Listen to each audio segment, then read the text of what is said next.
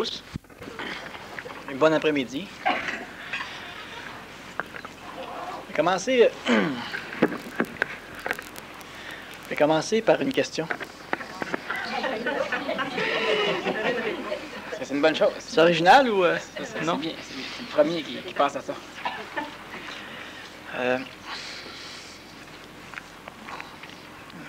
Trouver laquelle? Là? Pas dit que je savais. Je vais commencer encore avec ma grand-mère. Elle avait une interprétation du karma. Elle parlait du pain blanc et du pain brun. Le monde vit leur pain blanc, puis nécessairement, il y a un moment donné, ils vont vivre leur pain brun, ou bien non, vice-versa. Mais... As-tu fait des conférences? Elle m'en a fait. Dans le cercle des belles fermières. Et puis, c'est parce que ça me fait penser, parce que je me pose la question, est-ce que... La question, c'est en rapport avec le karma, mais pas nécessairement avec le karma, c'est que un individu va vivre des événements, positifs, on va coder ça comme ça, positifs et négatifs, qui vont interpréter de cette façon-là. Mais est-ce que c'est nécessaire de vivre... Est-ce que chaque individu qui vit sa planète va vivre...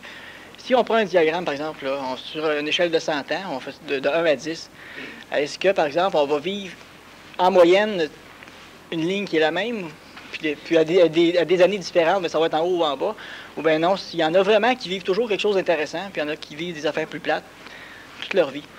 Bon, en moyenne, l'humanité vit à peu près 50-50. Il y a effectivement des individus qui vont vivre beaucoup plus bas, puis il y en a d'autres qui vont vivre beaucoup plus haut. Maintenant, c'est toujours une question de tolérance à la souffrance. Il y a des personnes qui vivent extrêmement bien et qui sont dans un contexte de vie extrêmement mauvais.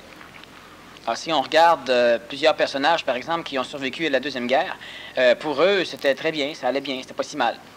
Bon, on leur a crevé seulement un œil, bon, il leur en restait un. Et puis, on a tué seulement la moitié des membres de sa famille, finalement, c'était bien. Il y en a d'autres, eux autres, ils ont perdu simplement un pneu après leur automobile pendant la Deuxième Guerre, puis ils se sont suicidés. Alors, ce qui fait que ce n'est pas déterminé nécessairement par l'événementiel, c'est déterminé beaucoup plus par l'humain.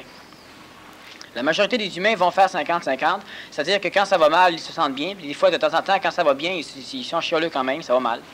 Alors, ils vont normalement équilibrer à 50-50 parce que les égaux sont normalement constitués d'à peu près 50% de phénomènes qui se nourrissent de malheur et de mécaniques réincarnationnelles qui se nourrissent de bonheur.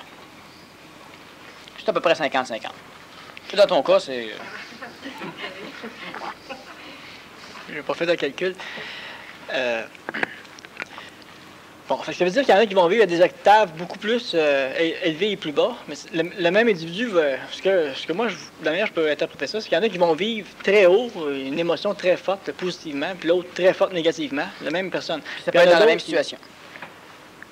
Bon, on a par exemple deux personnes qui gagnent à la loterie. Ils gagnent pas nécessairement le même montant, ou ils gagnent le même montant. On va dire qu'ils gagnent le même montant.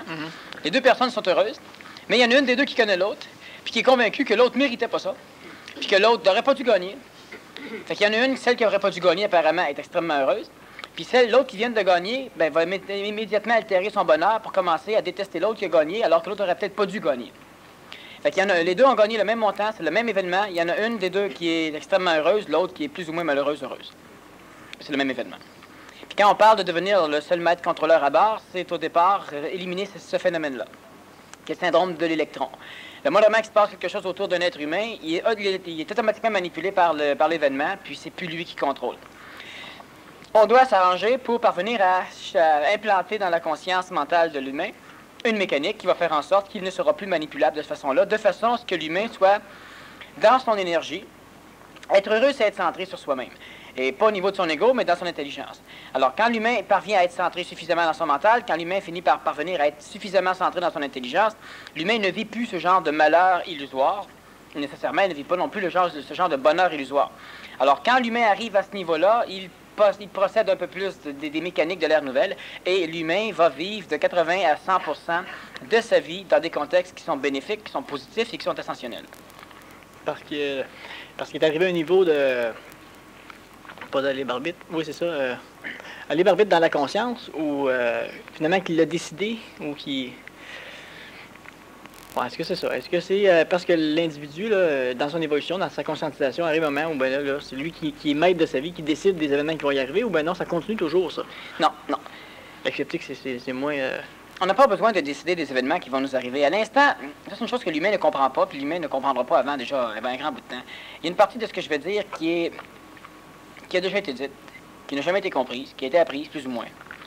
Et si on demande aux personnes d'en parler, c'est tellement pas compris convenablement c'est même tellement pas appris convenablement qu'ils ont de la difficulté à en parler. L'être humain n'a pas de libre arbitre. L'être humain agit, même ceux qui savent qu'ils n'ont pas de libre arbitre, continuent à agir comme s'ils avaient un libre arbitre. Pour la simple raison que ces personnes n'ont pas développé suffisamment la scission entre leur être absolu et l'être illusoire qui les constitue, qui les supporte. Il y a des personnalités, il y a des personnes. L'être humain, présentement, n'est pas capable encore de faire la différenciation entre ce qu'il est réellement dans l'absolu, donc ce qu'il est en tant que personne, et ce qu'il est dans l'illusion, dans le mensonge ou dans la vérité, c'est-à-dire ce qu'il est en tant que personnalité. Et étant donné que chaque être humain est constitué d'un ego, et que l'ego est la personnalité de l'humain, l'ego n'est pas la personne énergétique, ce n'est pas la personne absolue, ben, l'ego continue continuellement à essayer de vivre une vie dans laquelle il va être capable de se retrouver. S'il veut se retrouver, cela implique nécessairement qu'il continue à conserver l'illusion du libre arbitre. Un être humain qui veut se retrouver est un être humain qui est dans l'illusion. Un être humain qui veut se connaître est un être humain qui est dans l'illusion. Un être humain qui veut connaître la mécanique qui l'assujettit ou à l'astral est un être humain qui est en transition. Mais l'être humain qui veut se connaître lui-même est dans une illusion totale, dans un mensonge cosmique. L'humain agit et continue à agir non seulement dans l'expérience de sa vie, c'est-à-dire dans l'application concrète de ce qu'il appelle sa vie, l'humain continue à agir comme s'il avait un libre arbitre, et en plus, l'humain continue à agir intérieurement comme s'il avait un libre arbitre. La personne va nécessairement conscientiser de temps en temps qu'elle est vivante, qu'elle est capable d'observer des mécaniques qui sont évolutives chez elle, et la personne qui conscientise cela, normalement, va vouloir agir. Et encore une fois, c'est une partie de l'ego qui voudra agir pour essayer de contrôler l'autre partie de l'ego, et l'humain va encore continuer à agir intérieurement comme s'il avait un libre arbitre. La majorité des personnes ont compris à la longue que le libre arbitre n'existait pas. Il n'existait pas dans la mécanique applicable. C'est-à-dire que les personnes qui ont compris que le libre arbitre n'existait pas vont souvent parler qu'ils sont manipulés. Sauf que la personne qui parle qu'elle est manipulée est une personne qui essaie de manipuler le système manipulateur, mais à partir de son ego. Et entre autres, les personnes vont continuer à prétendre au libre arbitre, c'est-à-dire que les personnes, même si elles ont apparemment compris un peu qu'il n'y a pas de libre arbitre matériellement, et ça ils le comprennent surtout quand ils observent les autres, encore, quand ils ne travaillent pas ou ils ne vivent pas avec les autres, intérieurement, les personnes continuent à vivre sous le joug du libre arbitre. Alors, on va traiter les autres d'imbéciles, mais non pas d'une façon communicatrice d'énergie, on le traite d'une façon de défoulement astral, on le traite dans le but de manipuler l'autre ou de réveiller l'autre, ou on le traite dans le but de se monter, ou on le traite d'imbécile dans le but simplement de confirmer inconsciemment l'idée du libre arbitre. Si c'est un imbécile, s'il ne devrait pas faire ça, s'il devrait comprendre, c'est qu'il y a un libre arbitre sur sa planète. S'il n'y a pas de libre arbitre sur la planète, on n'a rien à dire à l'autre. On peut évidemment manipuler l'autre pour qu'il finisse par être changé. Sauf que la majorité des communications inter-individus est une manipulation, une communication qui inclut l'idée ferme qu'il y a un libre arbitre. Chaque personne qui se conscientise continue à vivre en fonction de l'idée d'un libre arbitre psychologique, de libre arbitre émotif, de libre arbitre astral. Ça veut dire quoi? Ça veut dire que les individus continuent, hélas, à affirmer que ce sont eux qui sont en colère, que ce sont eux qui sont écœurés d'eux, que ce sont eux qui désirent, que ce sont eux qui veulent ceci, que ce sont eux qui ont fait le bon choix, que ce sont eux qui ont fait le mauvais choix, que ce sont eux qui auraient dû écouter leur première intuition. Alors, les personnes continuent à vivre malgré tout avec la cristallisation psychologique et émotive qu'ils ont un libre arbitre. Personne sur la planète qui a un libre arbitre, et il y aura une liberté dans la conscience, il y aura à un moment donné une association entre la liberté de conscience et le plan d'évolution, c'est-à-dire entre l'être humain qui se dirige vers l'absolu, entre l'être humain réel, l'être nouveau, et la mécanique ascensionnelle. Il y aura à un moment donné une alliance qui va s'établir entre les deux, et on va donner à l'homme, la femme et l'enfant ce qui est nécessaire qu'il est, au fur et à mesure de son ascension et de sa désinhibition.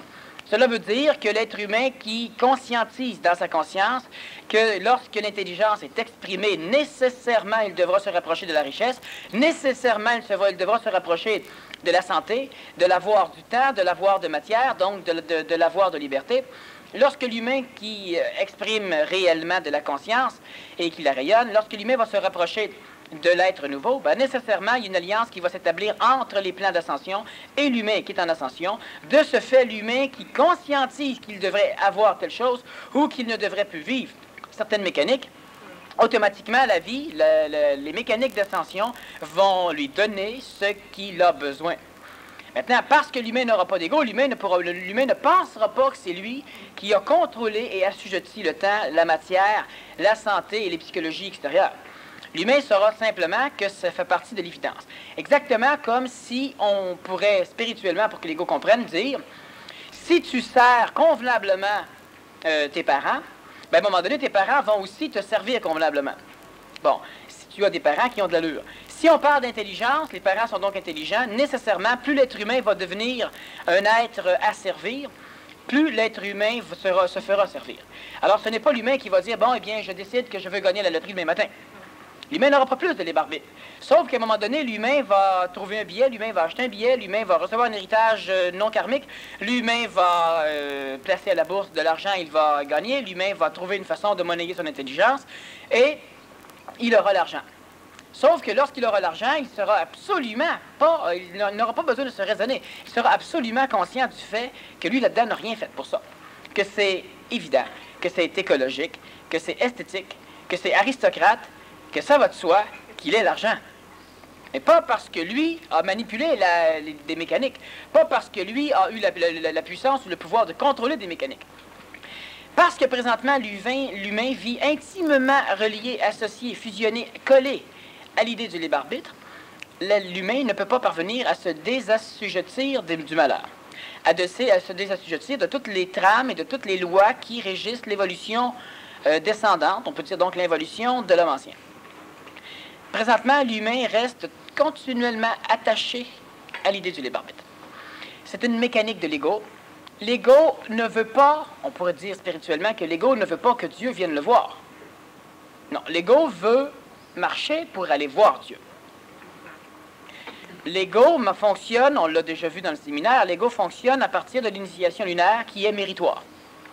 L'ego se dit, si j'attends que Dieu vienne à moi, ben, je ne mériterai probablement pas de rentrer dans le royaume. Alors, je vais tout faire pour y aller. Et en plus, les contradictions internes de l'ego vont faire en sorte que je veux absolument rejoindre Dieu qui est la perfection. Je pourrais bien attendre qu'il vienne me voir. Mais si la perfection m'oublie, si elle ne me trouve pas, si la perfection est imparfaite, mieux vaut que je m'en occupe. Alors les personnes prient, les personnes ont un libre arbitre, les personnes prient, les personnes évoluent, les personnes se conscientisent, les personnes s'instruisent, les personnes s'informent, les personnes se forment pour essayer de rejoindre, on va dire, Dieu. Au cas. Mais si cette perfection-là va t'oublier, elle n'est pas parfaite, alors cesse de courir après. C'est logique. Mais ce n'est pas astral. Alors, vu que ce n'est pas astral, l'ego va continuer à rechercher même des lubies. Bon, l'ego va continuer à croire des choses qui lui plaisent. L'ego va continuer à croire des choses qui le nourrissent astralement. Et l'ego va continuer à se faire manipuler et à s'associer à des manipulateurs qui nourrissent les dieux astralement. C'est une attente dans le vide, là, ça. C'est que... Tu espères continuellement, depuis des millions d'années, des choses qui ne sont jamais arrivées. Au lieu de t'associer à des choses qui sont neuves, peut-être qu'elles n'arriveront pas. Mais une chose certaine, c'est celles auxquelles l'humain est associé, elles ne sont jamais arrivées, ils n'arriveront pas non plus. Toutes les prophéties divines, toutes les promesses de Dieu ont toujours été des promesses qui disaient que dans pas grand temps. Après 30 000 ans, et il faut considérer que dans pas grand temps, pour les consciences de l'époque, 30 000 ans, c'était l'éternité, ça n'existait même pas. Donc, c'était dans 2 semaines, dans 2 ans, dans 20 ans. C'est sûr que les mécaniques divines se sont ajustées, ils ont fini par dire, comme les grands politiciens, ça sera quand vous serez mort, dans l'autre vie. Bon, alors les divinités réincarnationnelles, disons, accréditant la réincarnation, vont dire dans une vie future. Puis là-dessus, on vous accole le karma, le libre arbitre, et on vous fait dire, oui, c'est dans une vie future. Mais voilà, 300 ans, tu sais, t'as éternué dans le mauvais Kleenex. C'est pas notre faute. Fait que c'est pour ça que dans cette vie-ci, tu payes encore. Tu sais, il faudra que tu comprennes. Puis à un moment donné, dans cette vie-ci, bien, tu fais une chose qui est très bonne, puis ça vire en catastrophe. Et puis là, on te dit, ben écoute, tu sais, t'en as encore pour 2 autres vies à manger des problèmes. Et puis, c'est ça. Puis l'humain continue à croire à cette divinité-là, l'humain continue à croire à toute cette mécanique-là. L'humain continue à croire parce que l'humain est convaincu qu'il a un libre arbitre. On lui donne le choix. Tu fais le bien ou tu fais le mal. Si tu fais le bien, On va essayer de ne pas t'oublier. Puis si tu fais le mal, sois sûr qu'on va te rentrer dedans. On t'oubliera pas. Ah non. Et là, l'humain, on lui dit, tu as le libre arbitre. Ah, comme on dit à nos enfants, tu as le libre arbitre. Tu peux faire ce que tu veux. Tu peux manger du gâteau sans ma permission. Moi, te couper les doigts. Puis tu peux ne pas en manger. Puis ça va être correct. Tu as le choix. Choisis. Et l'humain, malgré cette évidence de non-libre arbitre, l'enfant va dire, mes parents me donnent le choix, c'est bien. Moi, ma mère, elle me donnait toujours le choix pour manger. Veux-tu du pâté chinois ou si tu veux du spaghetti? Alors moi, je disais du pâté chinois. Puis elle me disait, mais il n'y en a pas de pâté chinois, tu vas pas prendre du spaghetti comme tout le monde. Puis je disais, ben Christy, offre-moi pas l'un ou l'autre. Ben oui, mais si tu serais raisonnable aussi, tu prendrais du pâté spaghetti comme tout le monde. Puis on s'est jamais compris là-dessus. Elle avait le besoin, comme les dieux, elle avait le besoin d'offrir un choix pour être une bonne mère. En espérant que moi choisir le plat qui existe. Que je ne prendrais pas celui qui n'a pas fait. Puis moi, évidemment, en bon enfant, je prenais toujours les plats qui n'avaient pas. Fait que on s'engueulait régulièrement.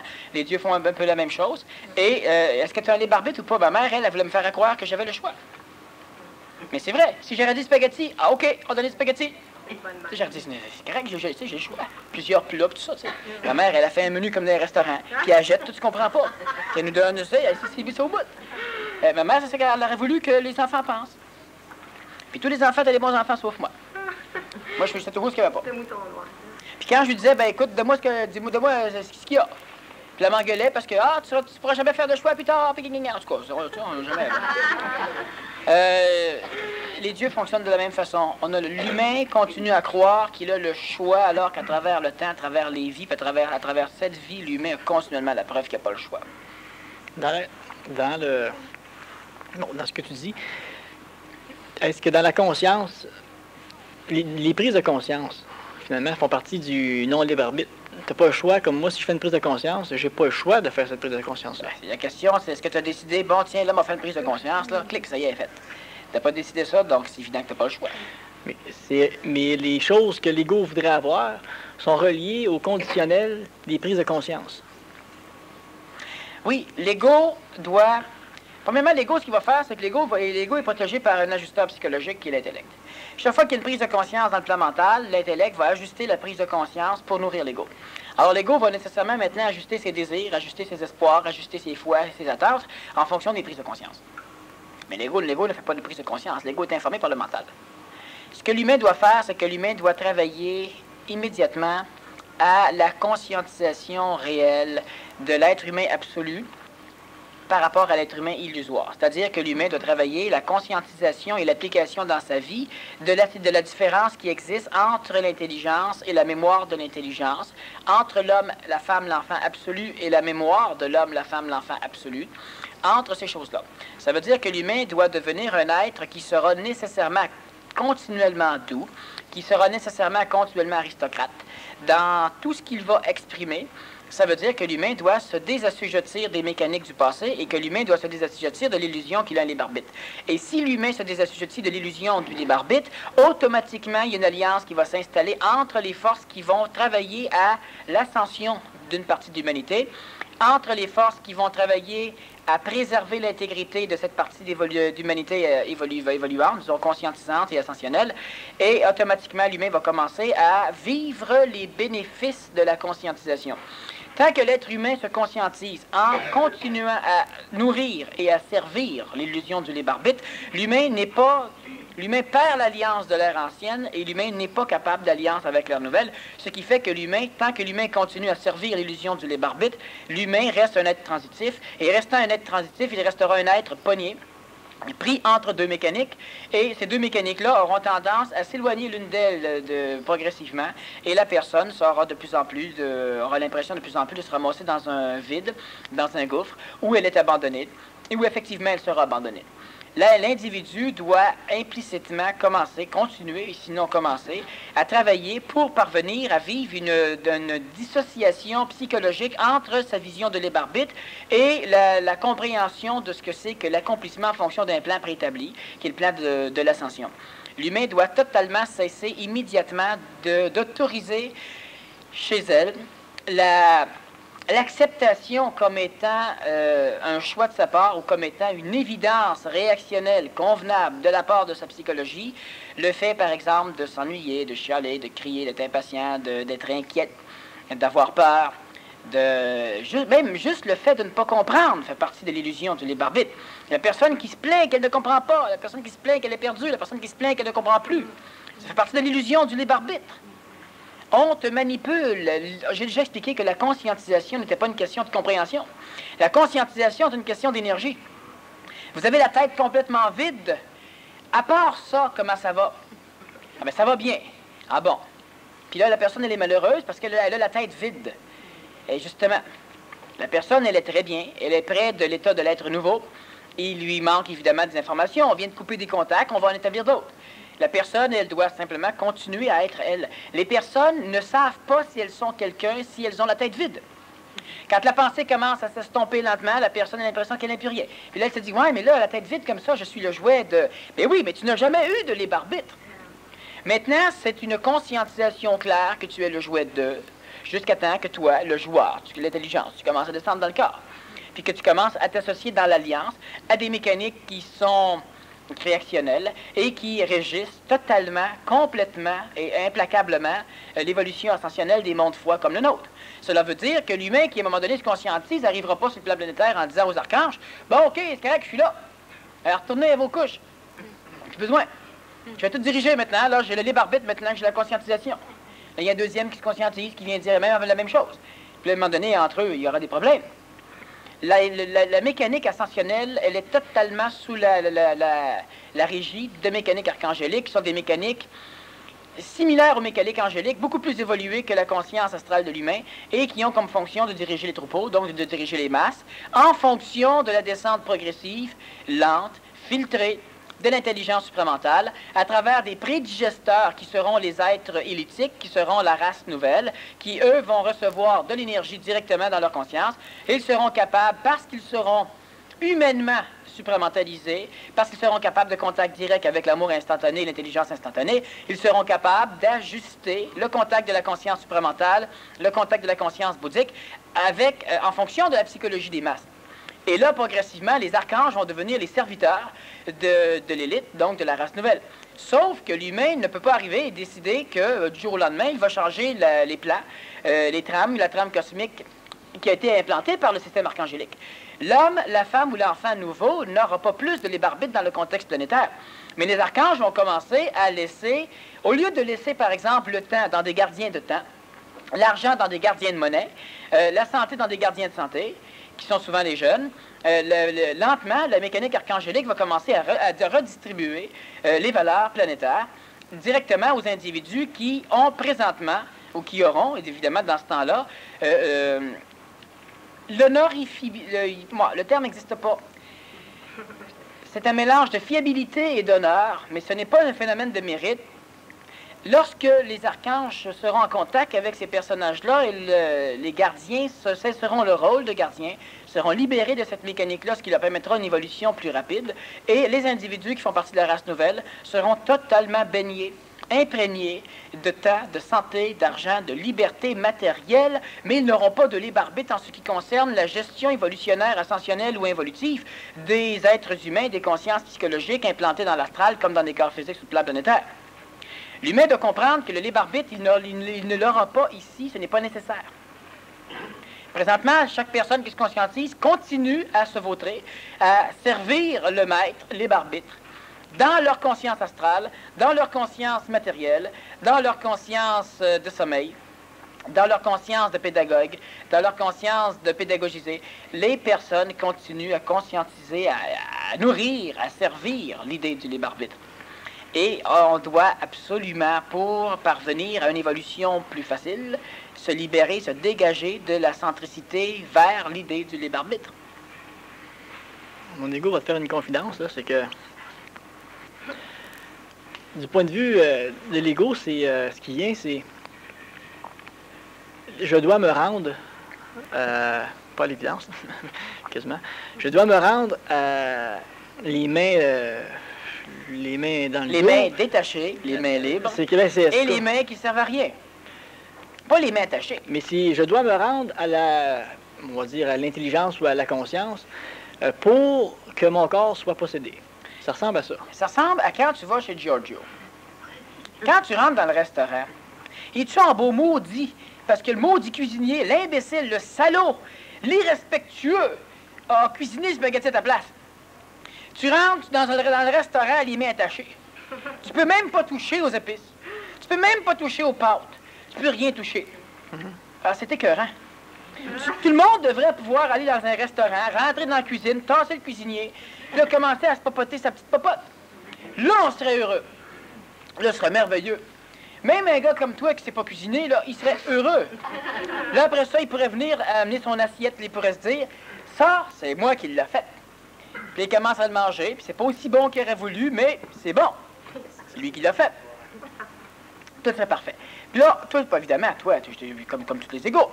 Pendant que tu serais en train de cuisiner, tu regarderais ce que ta femme cuisine. Puis là, tu lui dirais, écoute, il faut pas mettre autant de sel. Puis il faut pas mettre autant d'épices. Il faut que tu fasses cuire les pâtes al dente, tu sais, pas trop. Puis il faut que, puis là, je chicane dans la cuisine à travers tout le paquet de monde bien évolué qui vont dans la cuisine. Alors que tout ce que le cuisinier t'offre, ce qu'il te suggère, c'est viens t'écraser sur le siège, là, le siège confortable. On va t'amener un petit carton. On peut même le tenir pour toi, dépendamment de la classe du restaurant où tu vas te pointer. Et puis, on va te dire, ben écoute, qu'est-ce que tu veux? Puis là, tu vas dire, ben, j'aimerais avoir ça. Puis là, ils partent. Puis tu restes assis comme une nouille à attendre. Là, on t'amène un verre d'eau pour nourrir un petit peu ton ego. Là, tu as un petit peu de pain. T'sais, chaud ou pas chaud, dépendamment des places. Le beurre est gelé, pas utilisable, le beurre est utilisable. Ça dépend des restaurants. Et puis, tu es là, tata. Après ça, lentement, on t'amène une assiette, on t'amène les bébelles, puis etc., puis tout est à manger. C'est écœurant. Hein? Il faudrait qu'on remodèle tous les restaurants. Imaginez, vous allez chez McDonald's, puis là, on fait la file, il y a une cinquantaine de personnes dans le restaurant, elles sont toutes dans la cuisine en arrière. Ben oui! Parce que c'est ça le bonheur. Franchement, il faudrait écrire un livre là-dessus. Hein? La restauration de la restauration. Hein? C'est très bien. C'est un bon titre. Oui, c'est ce que ton ego exige de la vie.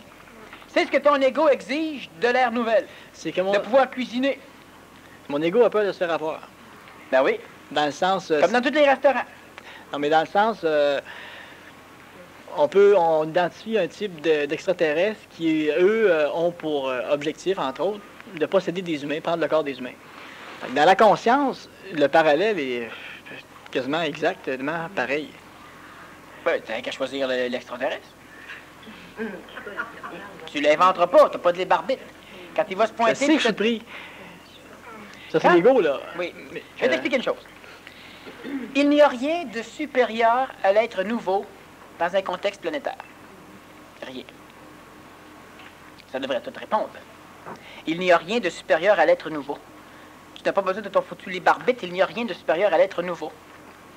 Quand tu vas être désassujetti de l'illusion du libarbite, du désir de vouloir contrôler les choses, du désir de vouloir mettre la main à la pâte, automatiquement, ce sera le meilleur cuisinier qui va être capable de vivre à tes côtés.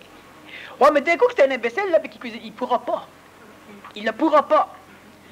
Au minimum, il va devenir un bon cuisinier, le moindrement qu'il va commencer à cuisiner pour toi. Il ne pourra pas, il n'y a rien de supérieur à l'être nouveau dans un contexte planétaire. Moi, je suis d'accord que... Non, t'es pas d'accord. Ah oui, je suis d'accord que tout ce qui va... Toi, oui, mais pas toi. Tout ce qui va se passer là va être parfait, va être en harmonie avec ce qui va être entré dans la conscience. Ce qui va être la conscience. Tu vas continuer à vivre pendant la Deuxième Guerre mondiale. C'est que l'ego ne sera plus là. Tu vas continuer à vivre comme pendant la Deuxième Guerre mondiale. C'est ce que l'ego s'imagine. L'ego ne sera plus là, mais l'ego s'imagine qu'il va être là. Ouais. Puis là, il va aller au restaurant. Puis là, il va y amener son spaghetti. Puis là, il va se dire, ouais, mais en bas, t'es meilleur cuisinier. Moi, il n'y a rien qui me dit qu'il n'y a pas de poison là-dedans. Parce qu'il vient de passer 4-5 ans, là, où c'était dangereux. Il y a des espions partout pour essayer de tuer le monde. Puis 20 ans après, comme ceux qui reviennent du Vietnam, là, je n'ai connu un, ben, il couchait avec son fusil en dessous de son lit pendant plusieurs années, même si c'est au Québec.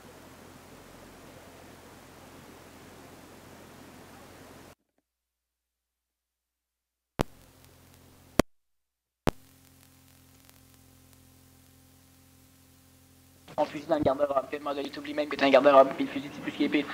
C'est correct. Et il faut que l'ego s'habitue. L'ego a extrêmement peur de se ramasser dans une région Et l'ego va être le bienvenu là-dedans pendant un laps de temps. L'ego va servir de véhicule. L'ego, c'est lui qui va devenir le double éthérique. Mais l'humain doit totalement cesser de continuer. De toute façon, une chose certaine. Il cesse de vivre avec l'idée du libre arbitre. Et ça ne te mène à rien. Ça ne te mène à rien. Et autant essayer d'autres choses. Puis tu as le choix. Oui ou non, tu sais? Parce que comme tu as le choix de partir ou t'en aller. Eh oui. Ça. C'est parce que là, ce que je vois présent, ce que je vis, c'est l'ego là, qui a vraiment peur. C'est comme chez nous, là, où l'impression que la maison m'appartient. Et puis là, les réels propriétaires de la maison, ou les faux, t'as pas l'impression que la maison t'appartient. T'es certain qu'elle t'appartient. Même pas. C'est quoi? Tu veux qu'elle t'appartienne. C'est ça que tu nourris. Tout le monde nourrit la même chose. Et parce que la personne nourrit l'idée qu'elle veut que la maison lui appartienne, elle est certaine que la maison lui appartienne, parce qu'elle veut tellement que ça appartienne qu'elle ne veut même pas mettre de doute là-dedans. Alors, elle va camoufler son vouloir que la maison lui appartienne, alors que finalement, c'est pas vrai, avec l'idée de certitude. Alors, moi, je dis les barbites. Non, non, non. Parce que tu veux avoir du libre arbitre. Ah, je suis sûr que j'en ai. Tu n'es pas sûr que tu en as. Ça, c'est une illusion que tu camoufles. En réalité, tu veux être sûr que tu en as.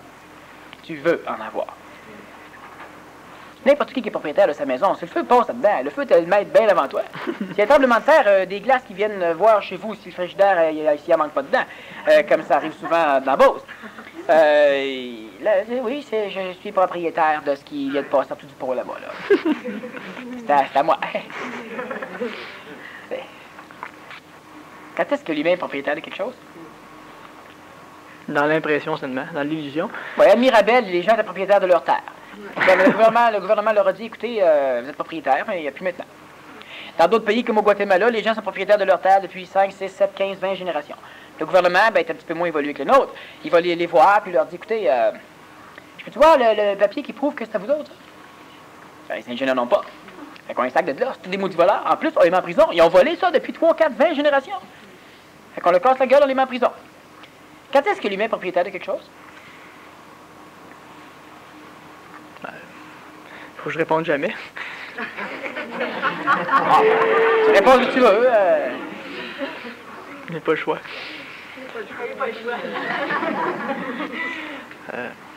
Le libre arbitre est une illusion, puis vous devez commencer ou finir par comprendre que c'est une illusion.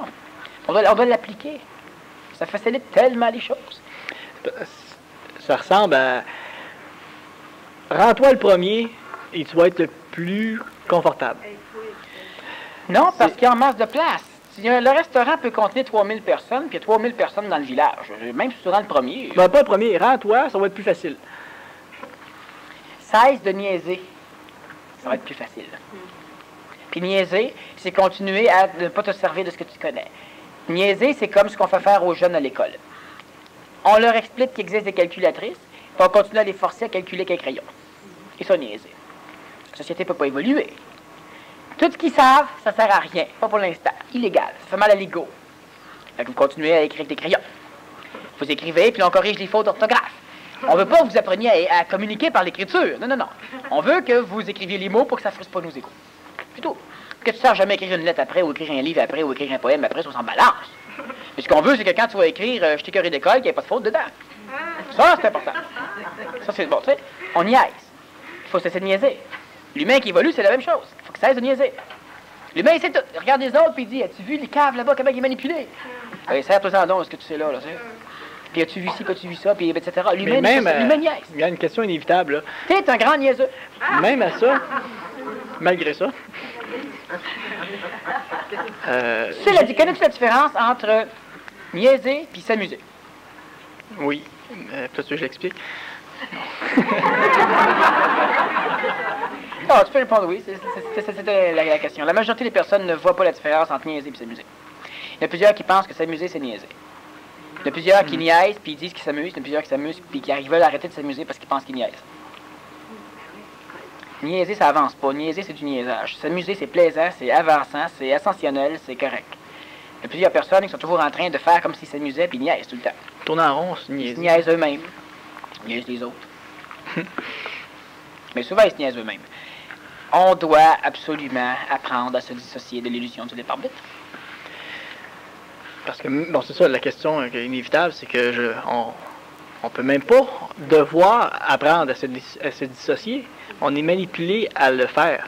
Bon, ben veux-tu que je t'instruise à te dissocier de l'illusion de les barbettes? Oui. Ça va coûter cher. L'ego, du point de vue de l'ego, c'est la vie, ça va écouter. Oui, mais c'est ça. Ce que tu as à faire pour parvenir à te dégager de l'illusion du lait barbite, je peux te l'expliquer avec énormément d'énergie, ça va planter assez raide l'ego. Alors qu'on peut aussi le faire facilement. Il faut que les personnes vivent 24 heures sur 24 dans un système d'évolution. Est-ce qu'il y a un film particulier que tu aimes bien, un film... Donne-moi des films que tu as aimés. Bon, je vais te les nommer. Bon. Vas-y, m'a dire si je les ai aimés. OK. Bon, on parle du film, on parle de l'atmosphère du film. Si on regarde, par exemple, la mécanique, prenons l'exemple, Patrouille du Cosmos. C'est plaisant ou c'est extrêmement con? C'est intéressant, c'est le fun. Pourquoi c'est le fun? Parce que les individus se sont réunis dans une association intergalactique, ils ont un vaisseau intéressant, et à l'intérieur du vaisseau, il y a un soviétique, il y a un noir, il y a un écossais, il y a un américain, évidemment, c'est un montréalais, bon, il y a un chinois, etc. Il n'y a pas de racisme. En plus, les personnes sont à peu près pas crouseuses, ils se chicanent jamais, ils se chicanent en s'amusant, mais ils ne s'insultent jamais, ils ne s'engueulent jamais. Tu vois, en plus, ouais, bon. L'idée, qu'est-ce qui arrive, c'est que ça plaît plusieurs personnes. Je peux t'en nommer des films du même genre. La Guerre des Étoiles, elle a eu un succès énorme. Pourquoi? Parce qu'encore là, on a l'aristocratie, on a la paix, on a le pouvoir ou la puissance, mais une puissance qui a un pouvoir qui est contrôlé. On a encore là des guerres qui semblent plus propres du point de vue de la relation humaine. C'est sûr qu'on place ça dans un contexte reconnaissable par l'humain, donc c'est un contexte d'aventure. Mais c'est l'esthétisme de la vie qui plaît. Si on regarde Patrouille du Cosmos 4 au niveau des films, leur voyage vers la Terre, où il se ramasse en 1986, on se constate que en temps de paix à Los Angeles, c'est plus violent, plus bruyant, plus pourri, plus pollué de toutes les façons qu'en temps de guerre à l'époque d'où ils partent. Qu'est-ce qui plaît aux humains? C'est cette vision-là de l'avenir. Bon. C'est ce qui fait que les humains accrochent. Après, les humains vont dire, ah oui, ben c'est à cause de la technologie, puis etc. Si on regarde Retour vers le futur, par exemple, le deuxième film, où il se ramasse dans l'avenir, et cet avenir-là, ben, les gens vont trouver intéressant la technologie. Mais ça l'a jamais accroché autant du point de vue émotif. Pourquoi? Parce que là-dedans, tu as des bombes, tu as de la violence, tu as les mêmes maudits humains. Puis ça n'a pas pris autant. Puis si on regarde Alien, l'étranger, mais si on regarde à un moment donné, c'est la même chose. Le numéro 2, par exemple, il y a une troupe des forces d'élite de l'armée qui va vers une planète. Puis il y a une femme là-dedans qui est macho par-dessus la tête. Puis c'est des engueulades avec des insultes sans arrêt. Le film n'a pas pogné autant. Pourtant, c'est de l'avenir. Si tu regardes Mon ennemi, Enemy Mine, ça l'a accroché beaucoup plus. Mais il manque encore des éléments. Alors, les films, disons, qui se passent dans l'avenir, qui plaisent à l'humain, c'est les films où les humains ne s'engueulent plus, ne s'insultent plus. Ils sont capables de se parler. Regarde l'esthétique du cadre. Qu'est-ce que l'homme, la femme ou l'enfant a à faire pour se désassujettir de les barbites? Ben, c'est vivre comme eux autres. Pas dans la matière, comme eux autres. La matière, elle va venir.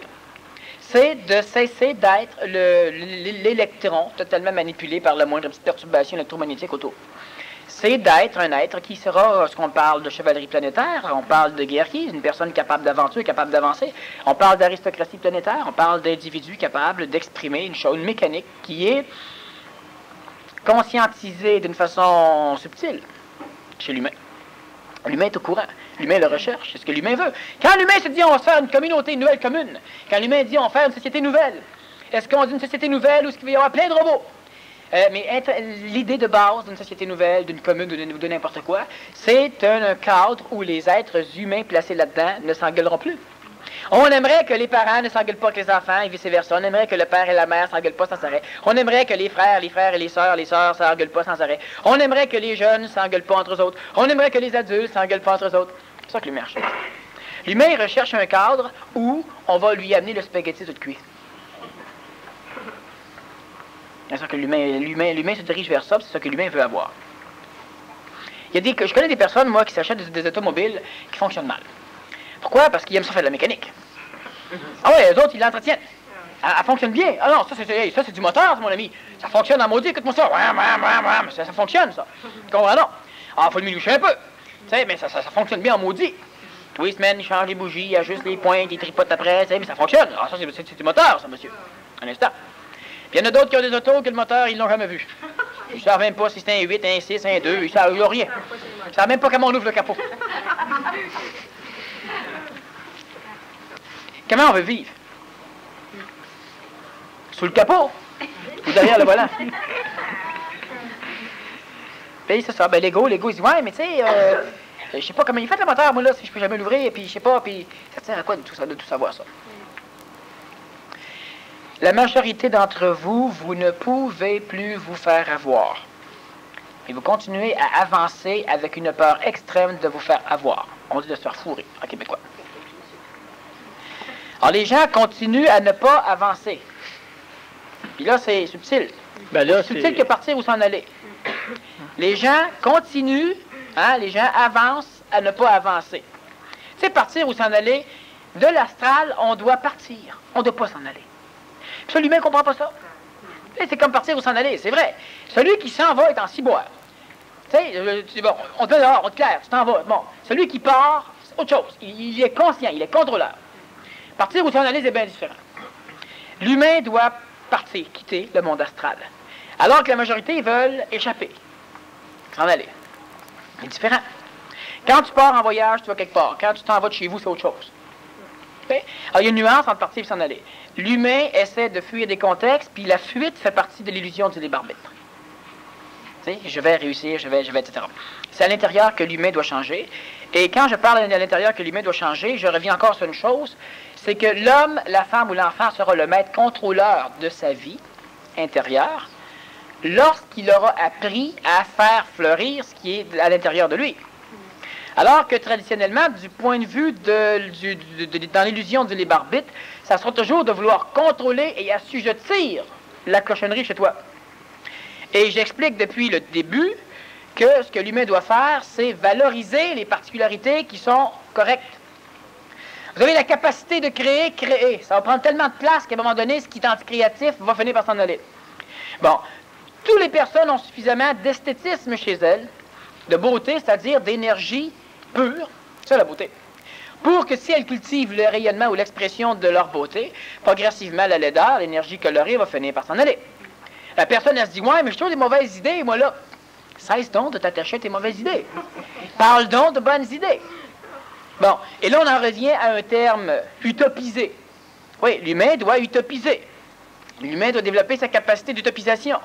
C'est-à-dire d'engendrer dans sa conscience astrale, dans la structure astrale, de la beauté, de l'esthétisme. Descendre la croyance dans la matière astrale. Et non pas conserver la croyance comme un halo énergétique qui nourrit l'astral. Ça nourrit l'astral, ça stimule l'astral parce que c'est laid. Alors tu prends l'utopisation, c'est la terrestrification de mécanique réincarnationnelle, ça va de soi, et c'est on pourrait dire l'astralisation corporelle. Ce n'est pas une cellularisation, mais physique, on va dire c'est une cellularisation astrale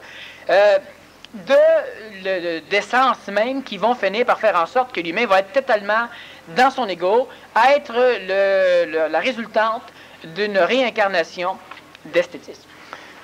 L'utopisation, c'est le positivisme de l'homme nouveau. Wow. D'accord. L'utopisation, c'est le positivisme de l'homme nouveau tel que vu par un homme ancien. C'est pas du positivisme. Mais l'homme ancien ne peut pas comprendre autrement. Il va dire que c'est le positivisme de l'homme nouveau. OK, oui. Tel que vu par l'homme ancien. L'utopisation, bon, regarde. Manger une pomme, c'est le positivisme de celui qui peut manger. Ce serait à peu près la même chose. Parce que l'utopisation, c'est l'alimentation en énergie esthétique, en énergie pure, donc belle, du cœur astral. Mais c'est pas un positivisme, c'est pas une énergisation, c'est une énergification concrète. Ouais, mais c'est parce que la finalité de l'utopisation, c'est de vivre réellement ce qu'on imagine, ce qu'on veut. Non. lorsque tu auras fini, lorsque tu utopises, à un moment donné, ce qui va arriver, c'est que progressivement, tu vas cesser d'utopiser parce que ton corps astral va être totalement nourri d'une énergie nouvelle, d'une énergie qui provient de l'intelligence, qui aurait été façonné non pas par l'expérience planétaire, mais par la descente d'intelligence ajustée par un ajusteur de pensée personnalisé et expérimenté. Et lorsque progressivement l'utopisation va commencer à s'estomper, c'est parce que tu seras un être nouveau. Alors, le but de l'utopisation ne doit pas être. Si le but de l'utopisation c'est que tu n'utopises pas, tu nourris astralement, tu imagines, tu tripes, tu voyages astralement. Alors que celui qui utopise écoute une musique pour se relaxer, alors il se couche, puis il utopise pour nourrir son corps astral. Puis quand il a fini d'utopiser, il ne se réveille pas en disant « Hé, bordel, que ça va-tu mal dehors? » Parce que là, il vit une différence de potentiel entre ce qu'il a utopisé et la réalité planétaire. Celui qui utopise, lorsqu'il a fini d'utopiser, il ouvre les yeux, puis c'est un extraterrestre, c'est un être qui vient d'un autre monde, qui est présentement en visite ici, puis il n'y a pas à juger le Pérou. Il n'y a pas à juger le Guatemala. Il se rend bien compte qu'il est au Moyen-Âge, dans des sociétés sous-développées. Il ne les juge pas. Demain, il est en vacances gratuites. Il va bien. Et progressivement, il va être lui, il va finir par retrouver toutes les trames qui vont l'amener à s'en aller chez lui.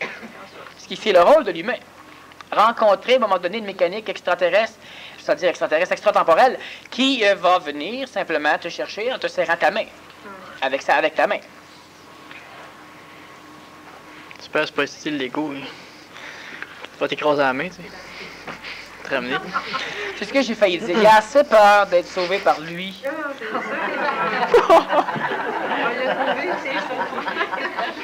La majorité des personnes, c'est ça qu'elles souffrent. Elles ont peur de se rencontrer puis de devoir se suivre. Parce que, comme elles se connaissent présentement, c'est pas confiance. Hein? Elles savent très bien que si elles se rencontrent, elles pensent, elles se trompent. Mais elles sont sûres que si elles se rencontrent, toi, si tu te rencontres, ton ego, il est sûr que si tu te rencontres, il va te baver, l'autre. Il va t'écœurer. Il va te prouver que t'es pas grand-chose.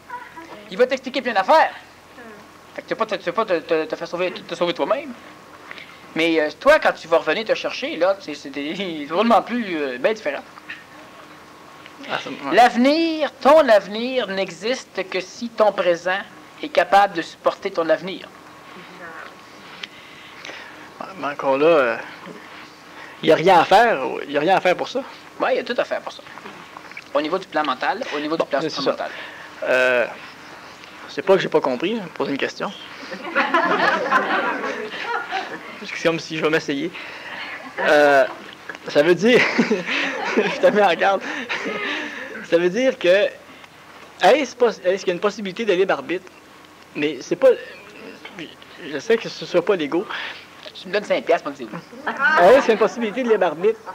Mais d'un point de vue mental ou supramental, mais qui... Ah, là, ressemble à 20$. Qui ressemble à une décision, là, mais c'est parce que... non, oublie ça. je continue. C'est pas 20$? Non. C'est pour ça qu'il faut que j'oublie? Ben non. Y a-t-il moyen que même s'il n'y a pas de libre arbitre, qu'on soit totalement fusionné, qu'on puisse quand même être dans un contexte là où ce qu'on va pouvoir jouer qu'on est libre arbitre? Ça ressemble bien gros à ça, mais c'est pas ça. Y a-t-il moyen, au moins, y a-t-il moyen que le cuisinier qui t'amène le spaghetti qui te dise Monsieur Lacerte, c'est votre recette, ça fait pas mal bonne. Y a-t-il moyen, au moins, qu'on puisse, quelque part, dans la subtilité, avoir l'impression que c'est à cause de nous autres que ça va bien? Tu serais smart. Ben, ça n'arrive pas à le dire, c'est... C'est ça. Ben, dans le contexte illusoire de l'être qui crée une ascension, qui vit une ascension, oui. On pourra aller lui dire qu'il est beau, qu'il est fin, puis c'est grâce à lui si tout va bien. Mais si on parle, disons sérieusement, de l'être nouveau, non, ça sert à rien. Oui, mais moi, je me dis... L'être nouveau, là, le cuisinier, il vient, il te fournit des spaghettis. Tu manges le spaghetti, toi, là. Puis tu t'en vas. C'est super bon, le spaghetti. Tu le dis pas au cuisinier, tu le dis à personne. Puis le cuisinier, lui, il sait qu'il est bon, son spaghetti. Il n'a pas besoin de savoir si ton palais est capable de savoir si son spaghetti est bon. Il sait qu'il est bon, son spaghetti. Fait qu'il n'a pas besoin de savoir que... Il n'a pas besoin que tu viennes lui dire, écoute, le chef, t'es bon en tabarnouche. Il n'a même pas besoin. Il va dire, je sais qu'il est bon. C'est toi qui l'as préparé? Non, c'est lui qui le fait. Je sais qu'il est bon. C'est évident qu'il est bon. pas besoin de savoir. L'être ancien, lui, il ne peut pas comprendre ça. Le cuisinier, lui, il va avoir besoin qu'on lui dise que c'est bon, même s'il sait que c'est bon. Il va surtout avoir besoin qu'on lui dise pas que c'est mauvais. Puis la personne qui se fait servir, il faut qu'on l'instruise qu'elle est correcte, qu'elle est servable. Alors que dans un monde où tu parles d'être nouveau, tout ça, qu'on peut s'en va. J'explique souvent, par exemple, à un moment donné, j'étais avec un de mes neveux, puis on s'en va manger au restaurant, puis il y a une personne qui vient et qui dit bonjour, comment allez-vous? Puis il y avait 12 ans, puis c'était un téflon. Puis il disait à l'autre, pas de tes affaires, comment qu'on va? Et puis, c'était vrai, c'est sûr. Puis là, il a fallu que je lui explique à un moment donné que les adultes ont besoin d'un protocole pour ouvrir la communication, parce qu'ils sont tellement faux les uns par rapport aux autres qu'ils ne peuvent pas arriver à casser la glace. Il faut qu'ils cassent la glace. Ils mettent lui, il dit pourquoi il se met de la glace? D'abord, il faut qu'il casse la glace. Ben, ça fait partie du principe de l'ego. Alors, l'humain, il pourrait dire simplement, la serveuse, elle peut venir et elle dire bonjour, n'est-ce pas que nos tapis verts foisonnent de mauve rose et que lorsque la pluie tombe, la lampe s'allume? Puis là, moi, je réponds effectivement, chaque fois que c'est noir, on voit clair. Parce qu'elle dit oui, bon, que voulez-vous pour dîner? Tu sais, c'est un protocole d'ouverture de communication. On peut se dire n'importe quelle saloperie, c'est pour ouvrir la communication. Quand on dit bonjour, comment ça va, c'est parce que l'autre aime ça, penser que la serveuse s'inquiète pour sa santé. T'sais, on aime-tu ça, penser que l'autre s'inquiète de nous autres? Puis si là, tu commences à te compter tes problèmes, là, elle va se pousser en beau maudit, elle va trouver que t'es un maudit têteux, puis il sait pas vivre, puis elle veut pas savoir comment tu vas. Mais on aime donc ça, se faire croire que l'autre s'intéresse à nous autres. Comment ça va? Ça va bien, et toi? Ah, ça va bien, merci.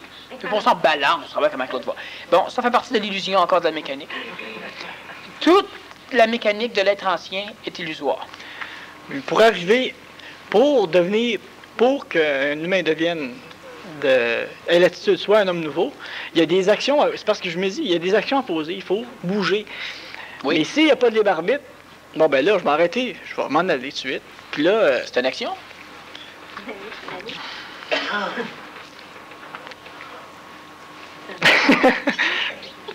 Non, mais t'es pas correct. Pendant la deuxième partie, on va revenir sur ce que c'est que l'action dans un contexte d'être nouveau. OK? C'est important. On va revenir là-dessus. Pour l'instant, je ne vais pas embarquer parce qu'on n'aura pas suffisamment de temps. Pour le temps qu'on a encore, là, pas grand-chose. Plus de temps du tout. On revient sur la même question lors de la deuxième partie. On fait une pause.